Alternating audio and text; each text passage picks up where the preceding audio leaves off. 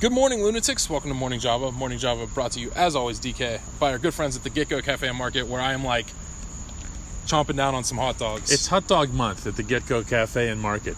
Go and take advantage of some before Phil moves back and eats them all. No pun here for Taylor, so I'll just kick it. I have a naughty idea for you. Okay. Today.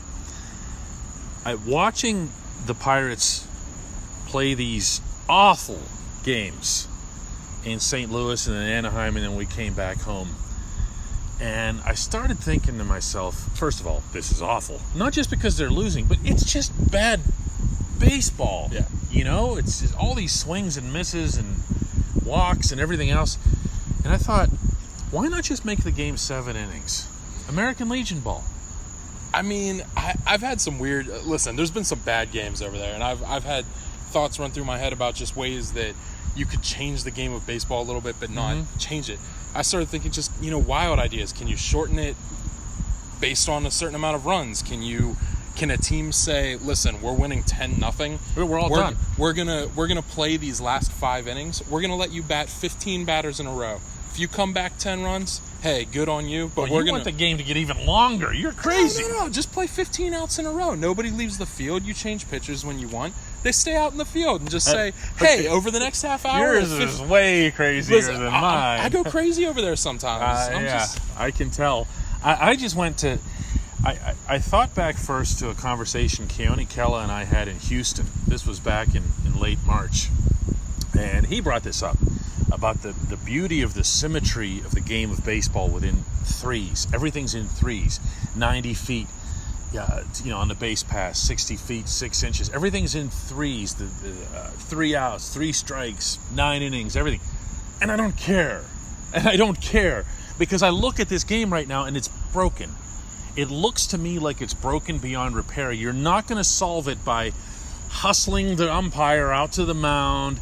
You have a chance to address 2 big things here. 1, the game is too long and too boring. And 2, all these pitcher injuries, because now you're going to have less innings to cover. What's the shortcoming? Yeah, it also cuts down on some of the issues that we see with free agency, because a lot of those guys that are having issues finding teams are some of those middle relief, late reliever guys that are just sitting around waiting for somebody to call their number. Well, how would it solve it? It would leave them unemployed. No. You're looking at cutting it back. You're cutting it back, and then the bigger names have to sign. Okay. Obviously, the lesser talent's going to disappear. So that's where the union would fight anything that would lessen employment. You'd still have to have your 25-man roster. But you'll see the bigger names go to teams. This is completely nuts. None of it's going to happen. So the Steelers are gearing up for their 3rd and really the only quasi-meaningful preseason game. Who's your dude so far?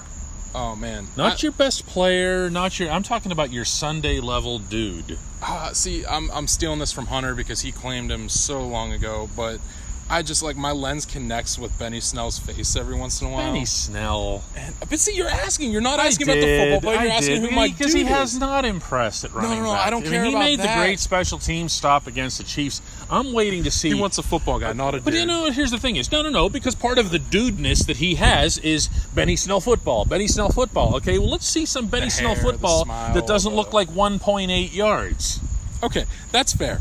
But he's still my dude because, when he sees the camera, he, looks at me. He's like, and everybody does that. I like that.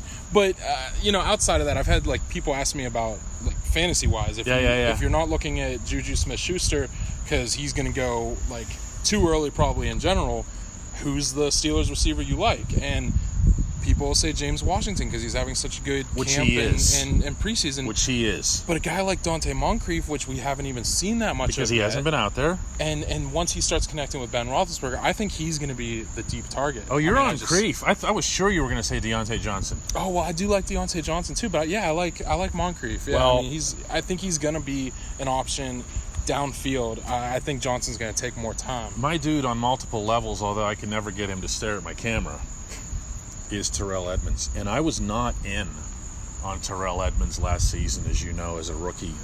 There were occasional things that I liked in Latrobe in preseason, but once the regular season started, and this is to his credit, by the way, he just went out and played basic smart football. You know the stuff that Ben was saying about Devin Bush, how he said he's not doing anything spectacular, but he's never in the wrong position. You know what I mean? And it was high volume. He played such a high percentage of snaps. You're talking about Terrell, yeah. Terrell, yeah. And you're looking at a guy who, he was on the field the entire time, and even if he wasn't making the splash plays and the things that you want to see out of a first-round guy, he was out there, he was learning, he was instructing. But what did he do against Kansas City? Whenever Artie comes up for the big tackle and fronts the guy, he comes from behind. And what did Terrell told me after the game? He said, I could have just come in and supported Artie. He came in with the fist. He got the football out. Yeah, oh, by the way, who pounced on it? Sean Davis. It was. Imagine if your safeties, imagine this, imagine if your safeties can get their hands on the football this fall. What a difference that would make for the Steelers.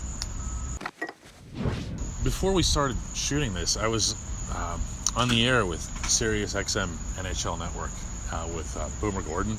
Does a really good show. Toronto guy who's also a Steelers fan, whatever, and he asked a couple of questions about the Penguins. It took me, I had to reach so far back into the C drive to find something to say, but it started coming out. It was like, oh yeah, let's talk Alex Galchenyuk and where he fits on the depth chart. It's not easy. Nothing's happened, and I don't count this Bill Guerin thing.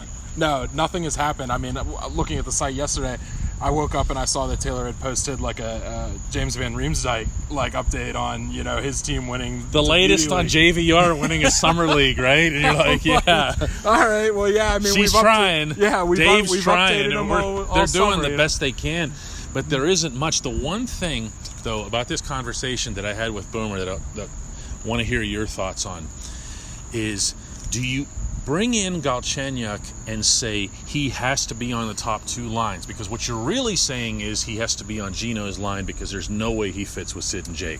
Yeah, no, and I mean, I just liked so much of what McCann was able to do with those two on the top line down the stretch. I kind of want to see, with camp time, with preseason time, stuff like that, what they're able to develop. Wait, McCann on the first line? Yeah, I loved it. Wait. McCann on the first line? I loved it. What about... What about? Really? What about? I love it. Okay. Go with Jake, Sid, and McCann. All right. I love it. Well, just so you know that we're going to be wrapping up this MP4 and sending a copy of it to the Czech Republic so that Dominic Simone can see who has finally betrayed him. Look, I love the guy. I love what he can do. But, I mean, McCann's my guy, too. You want to talk about my dude? We want to go back and talk about my dude. McCann is my dude. McCann is definitely your dude. I have seen that take place. I also know that I also wouldn't mind seeing Dominic Cahoon get a shot up there. And I understand that's really going off the rails here because we haven't seen him at all in a Pittsburgh sweater, but we will. Galchenyuk, earn it, man. Earn it. I don't care if he gets offended. I don't care if he's third line left winger next to Nick Bjugstad. I don't care. I want to see him earn it. Yeah, no, and I mean, I agree. I think when he was first acquired and you and I were talking, I asked you if you thought he was going to be the poor man's Phil Kessel because he has some of that, lackadaisical trade. He has in his own end, yeah. Yeah, I mean, he has some of the I just want to score trait. So, I mean, I don't know. The guy who's up on the top line with Sid and Jake is always going to have to be somebody who works extra hard. And people don't like to hear it, but that's why, Dominic Simone works up there because he grinds from, 200 He's a possession guy. And he possesses the puck. Which is what Sid wants. Two skill guys do their thing. Yeah, Galchenyuk's not that guy. And my thing with Galchenyuk is I don't want to see him with Gino because I want to see a different version of Gino. Yeah, you want him to shoot. I don't want him carrying anybody. Simple as that. I don't want to see any Tanner Pearsons anchored to him. I want to see some good hockey players with him that make him the best Gino he can be because there's nothing that matters more to this Penguins team this fall than what happens with Evgeny Malkin.